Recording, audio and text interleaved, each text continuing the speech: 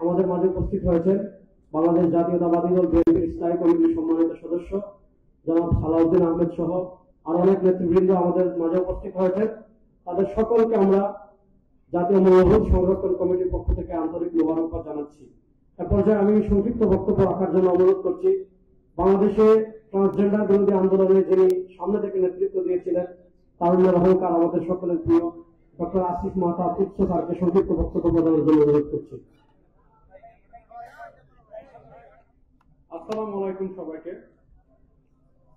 দেখেন, আপনাদের বা আমাদের যে দাবিটা যে কেন প্রাইমারি স্কুলে আমাদের ধর্মীয় শিক্ষার মধ্যে আমি চাই, আমার ব্যক্তিগত দাবি মাদ্রাসায় যারা পড়াশোনা করেছে তাদেরকে অন্তর্ভুক্তি করা।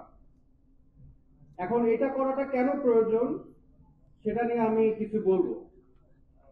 আমরা অনেকে মনে করি যে শক্ত পানিশমেন্ট দিলে বা কঠিন, আমাদের শাস্তি যদি কঠিন হয় তাহলে ক্রাইম কমবে না। এটাতে আমরা বারবার দেখেছি কাজ হচ্ছে না। আমাদের ধর্ষণের সর্বোচ্চ শাস্তি দেওয়া আছে, আমাদের অনেক সুন্দর সুন্দর আইন হচ্ছে, এগুলো একটাও কাজ হচ্ছে না। এটা কাজ না হওয়ার কারণ হচ্ছে এই বিষয়ে যত গবেষণা আছে সেটা তাই প্রমাণ করে। আমি একটা উদাহরণ দিব। Strict punishment does not decrease crime, deterrence in 21st century. নাগিন শিকাগো ইউনিভার্সিটি প্রেস থেকে গবেষণাটা পাবলিশ করেছে। তিনি এবং আরো অনেকে, হিউম্যান রাইটস ওয়াচ বলেন, সবাই এটাই বলে যে কঠিন শাস্তি দিয়ে ক্রাইম কমানো সম্ভব না।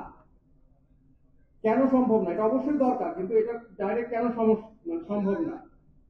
কারণ হচ্ছে আপনি যদি একটা মানুষকে মূল্যবোধ না শেখান, আপনি যদি ছোটবেলা থেকে শৈশবে তাকে কি নৈতিক কি অনৈতিক সেটা যদি আপনি না শেখান, তাহলে সে তো কখনো সে তো চিন্তা করে, বা গবেষণা তাই প্রমাণ করে যে সে চেষ্টা করে আমি ক্রাইমটা করে কিভাবে পার পেয়ে যেতে পারবো। সে চিন্তা করে না আমি এই শক্ত পানিশমেন্ট থেকে ক্রাইম করবো না, এটা আসে না তার মাথায়।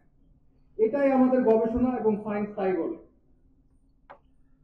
আমরা দেখেছি যেসব গবেষণায় শরীফ এবং রেহমতুল্লাহর একটা গবেষণা আছে, effects of believing in hell in crime rate. যেসব দেশে জাহান্নামে বিশ্বাস করে সেই সব দেশে অপরাধমূলক কাজের পরিসংখ্যা কম, ক্রাইম রেট কম। কেন কম? আমাদের দেশে কেন বেশি? কারণ আমাদের দেশে আমরা জাহান্নামে বিশ্বাস করি না, আমরা বেহেশতে বিশ্বাস করি। আমরা মনে করি দুর্নীতিবাজ সবাই বেহেশতে যাবে, কেউ জাহান্নামে যাবে না। এই জন্যই আমাদের দেশে ক্রাইম রেট বেড়েছে। আমরা কোনোভাবেই তো সবাইকে তো আমরা প্রত্যেকটা মানুষের পিছনে একজন করে পুলিশ দাঁড় করায় রাখতে পারবো না। আমাদের নিজের পুলিশিং নিজেই করতে হবে, এবং এটা করার জন্য আমাদের ধর্মীয় শিক্ষা লাগবে প্রাইমারি স্কুল থেকে। এটাই বিজ্ঞান প্রমাণ করে, এটাই গবেষণা প্রমাণ করে। আমি কিন্তু কোনো গবেষণা ছাড়া, বিজ্ঞান ছাড়া কথা বলি না। আমরা যদি আমাদের ক্রাইম রেটকে, আমাদের আইন শৃঙ্খলা পরিস্থিতি যদি ইমপ্রুভ করতে চাই, তাহলে অবশ্যই ছোটবেলা থেকে নৈতিকতা শেখাতে হবে, মূল্যবোধ শেখাতে হবে। এবং এখানে আমার মতে